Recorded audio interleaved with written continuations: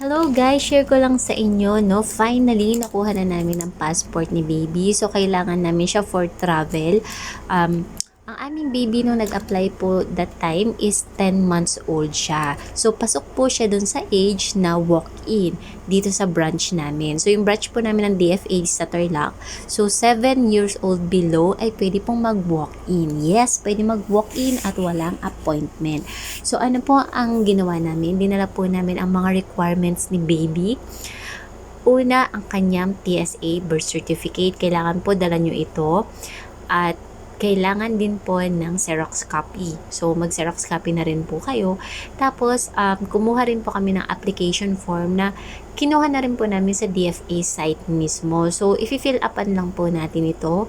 And then, kailangan din po, kung married naman po kayo ng asawa mo, kailangan may marriage certificate din. So, dinala ko rin po ito. Original copy and Xerox din po. So, yung PSA po ang kailangan po nila. And then, kung kailangan din po, no, dinala ko na rin po kasi yung aking birth certificate and birth certificate ng husband ko. Pero ang pinaka-importante po dyan yung PSA birth certificate ng baby, yung application form, and valid ID nyong mag-asawa or valid ID nyo po. Ako po, Xerox copy ng passport naming mag-asawa yung dala ko, and dala ko rin po yung original copy or yung mismong passport ko or IDs ko, dala ko din po. So, importante po yan. And then, kailangan po natin pumunta doon yung personal appearance natin. Kasama natin si baby.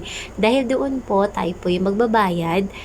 And then, after po nun, pipicturean si baby. And then, after po nun, bibigyan kayo ng slip or parang ipapakita kapag ipipick upan nyo na po yung passport. Kasi after 7 days, ito yung makukuha nyo na po. Nasa sa inyo kung ipapadeliver nyo siya or pipick upin.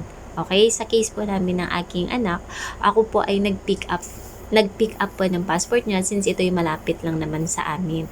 So, ganun lang po yung ginawa namin. So, kailangan, kung 7 years old below, yan, pwede na kayong mag-walk-in.